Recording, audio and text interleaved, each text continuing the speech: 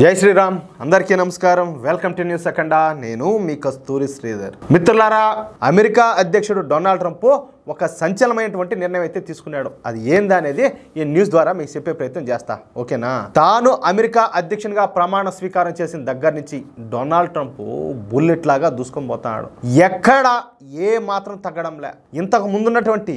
ఈ Joe Biden ఉన్నాడు కదా ముస్లిం అమెరికా అధ్యక్షుడిగా ఆయన గారు తీసుకున్నటువంటి దిక్కుమాల నిర్ణయాలను మొత్తాన్ని కూడా ఈ డొనాల్డ్ ట్రంప్ రద్దు చేసి పారేస్తున్నాడు ఈ క్రమంలోనే అసలు సిసలైనటువంటి అతి పెద్ద నిర్ణయాన్ని దాన్ని డొనాల్డ్ ట్రంప్ తీసుకున్నాడు డొనాల్డ్ ట్రంప్ తీసుకున్న ఆ కీలక నిర్ణయం గురించి చెప్పేటప్పుడు మనం కొంచెం వెనక్కి వెళ్లాల్సిన అవసరం అయితే ఉండాలి 2023లో హమాస్ తీవ్రవాదులు ఇజ్రాయెల్ పైన దాడి చేసి 1400 మంది అమాయకపు పౌరులను హత్య చేసిన సంగతి మీకు అందరికి కూడా తెలిసిందే అదేవిధంగా మరొక 250 మంది ఇజ్రాయెల్ మరియు అమెరికా పౌరులను ఈ హమాస్ తీవ్రవాదులు కిడ్నాప్ చేశారయ్యా సరే ఇక అప్పటి నుంచి యుద్ధం అయితే ప్రారంభమైంది ఈ యుద్ధంలో భాగంగా ఇజ్రాయెల్ బలగాలు హమాస్ తీవ్రవాదులను ఊచకోత కోసినారు ముఖ్యంగా ఉత్తర గాజాలోని ప్రజలందరినీ కూడా ఈ రఫాకి అయితే తరలించారనమాట హమాస్ తీవ్రవాదులను ఇజ్రాయెల్ బలగాలైతే వెతికి వేటాడడం ప్రారంభించినాయి దీంతో బెదిరిపోయినటువంటి హమాస్ తీవ్రవాదులు ఏందా రఫాలో నివాసం ఉంటున్నటువంటి పాలస్తీనా ప్రజల మధ్యలోకి వెళ్ళి దాక్కున్నారు ఆడంగుల మాదిరిగా ఆ ప్రజల మధ్య నుంచి ఇజ్రాయెల్ సైనికులపైన దాడులు చేయడం మొదలుపెట్టారు ఇక్కడ నేను మీకు ఒక విషయం చెప్పాలా ఈ జాంబిగాళ్ళు ఎప్పుడు కూడా నేరుగా అయితే యుద్ధం చేయలేరు అంత సాహసం చేయరు ఒకళ్ళు చేసినా కూడా వీళ్ళు గెలచలేరు ఏమే అందుకే ఎప్పుడు కూడా ఈ దొంగ దెబ్బలు తీస్తూ ఉంటారన్నమాట ఆడవాళ్ళను చిన్నపిల్లలను అడ్డం పెట్టుకొని ఈ దాడులు చేస్తూ ఉంటారు ఆడవాళ్ళను చిన్నపిల్లలను అడ్డం పెట్టుకొని దాడులు చేసే వాళ్ళని ఏమంటారా ఏమంటారంటాలే సరే ఇక రఫాలో దాక్కున్నటువంటి హమాస్ తీవ్రవాదుల పైన ఇజ్రాయెల్ సైనికుల కన్ను పడింది రఫాలోని పాలస్తీనా శరణార్థుల మధ్య నుండి ఈ హమాస్ తీవ్రవాదులు ఇజ్రాయెల్ సైనికులను టార్గెట్ చేస్తున్నాయి దీంతో తప్పనిసరి పరిస్థితుల్లో ఇజ్రాయెల్ బలగాలు ఈ రఫా పైన అయితే దృష్టి పెట్టాయన్నమాట ఇక ఈ రఫాలో ఉన్నటువంటి హమాస్ తీవ్రవాదులను ఇజ్రాయెల్ బలగాలు ఏం చేస్తాయోనన్న భయంతో ఈ హమాస్కు అదేవిధంగా పాలస్తీనాకు సపోర్ట్ చేసినటువంటి ఈ అరబ్ దేశాలన్నీ కలిసి ఆల్ ఐస్ ఆన్ రఫా అనే ఒక దిక్కుమాలినటువంటి హ్యాష్ ట్యాగ్ను వైరల్ చేయడం ప్రారంభించినాయి చూడండి మీరు కూడా చూసే ఉంటారు ఏది ఈ ఆల్ ఐస్ ఆన్ రఫా అని చెప్పేసి చాలా వరకు ఆ పోస్ట్ ఒకటి పెట్టి పెద్ద ఎత్తున వైరల్ చేశారు అంటే సూటిగా చెప్పాలంటే రఫాలోని ఈ హమాస్ తీవ్రవాదులపైన దాడి చేయకూడదు అనేది వీళ్ళ యొక్క ఉద్దేశం అన్నమాట ఇకపోతే ఈ ఆల్ ఐస్ ఆన్ రఫా అనే ఈ దిక్కుమాలినటువంటి నినాదాన్ని పట్టుకొని మన దేశంలో కూడా కొన్ని ఊరకొక్కలు గైమని మరిగినాయి ఈ కొవ్వొత్తుల ర్యాలీలు జరిపినారు ట్విట్టర్లో ట్వీట్లు చేశారు వాళ్ళు చేయాల్సినటువంటి న్యూస్ అంతా కూడా చేశారు కానీ ఒక మాటయా ఇప్పుడు ఇన్ని కథలు చేశారు కదా ఏది ఆలేసాన్ రఫా అని చెప్పేసి మరి వీళ్ళు ఏడదాంకొన్నారు ఏ వరదొచ్చి కొట్టకపోయినారో నాకు తెలియదు కానీ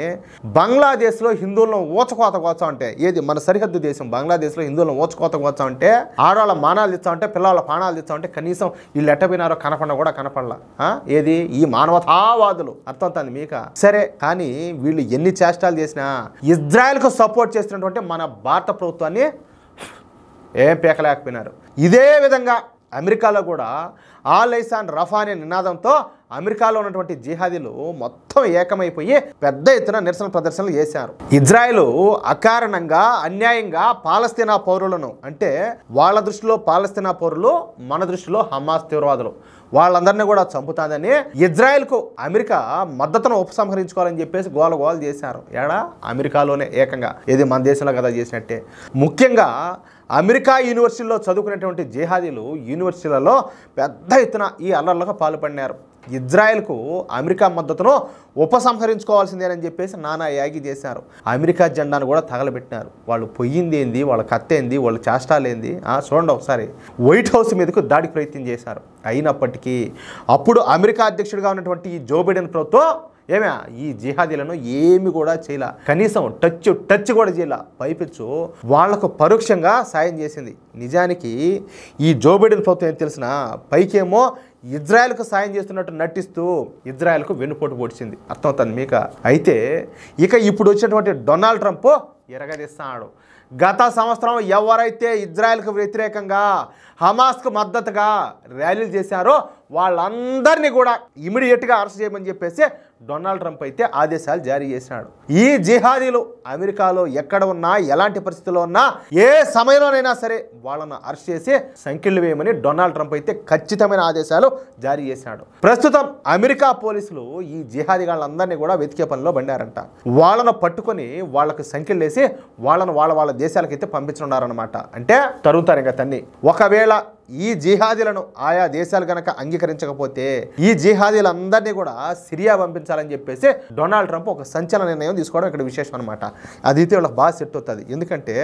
ఈ పాకిస్తాన్ లాగానే ఆ సిరియా కూడా ఒక తీవ్రవాద దేశం. వీళ్ళందరినీ ఆడికి జరిగినామంటే ఏదో చేసుకుంటా ఉంటారు, అంతా ఏది బాగా సరిపోతారు అట్లా. అయితే ఇదంతా చూస్తూ ఉంటే వీళ్ళు చేసిన అతికి ఇప్పుడు డొనాల్డ్ ట్రంప్ కొట్టిన దెబ్బకు ఎట్టున్నదంటే కుక్క కాటుకు చెప్పు దెబ్బ అంటే ఎట్టుంటుందో ఇప్పుడు డొనాల్డ్ ట్రంప్ చూపించాడు. కాబట్టి మన దేశంలో కూడా మన భారతదేశంలో కూడా హమాస్ తీవ్రవాదులకు సపోర్ట్ చేసే వాళ్ళను అరెస్ట్ చేసి వాళ్ళను కూడా ఏ సిరియాలోనో వదిలిపెట్టాలా. కనీసం 100 మందినైనా ఆ విధంగా చేయగలిగినామంటే మిగతా వాళ్ళకు భయం అనేది వచ్చాది. లేకపోతే పాలస్తీనాకు జైలు కొడతారా, హమాస్ జైలు కొడతారా? వాళ్ళు ఏం చేసింది మీకు తెలీదా? అంటే మీరు ఏం చేసినా కూడా అన్నీ మూసుకొని చూస్తూ ఉండాలా, మూసుకొని వింటూ ఉండాలా, ఏం మాట్లాడకూడదు. మీరు ఏం చేసినా కూడా అట్లా తయారైపోయింది నాయనా. అందరూ మారాలా, అందరి ఆలోచనలో కూడా మార్పులు రావాలా. ఇది నేను చెప్పదలుచుకున్నది. అయితే మిత్రులారా, ఈ న్యూస్ కనుక మీకు నచ్చినట్లయితే ఖచ్చితంగా ఈ న్యూస్ నలుగురికి షేర్ చేయండి. అదేవిధంగా ప్రతి ఒక్కరు కూడా మీ యొక్క అమూల్యమైన అభిప్రాయాలు ఖచ్చితంగా కామెంట్ చేయండి. అలాగే ఇంతవరకు మీరు కనుక మన ఛానల్ సబ్స్క్రైబ్ చేసుకున్నట్లయితే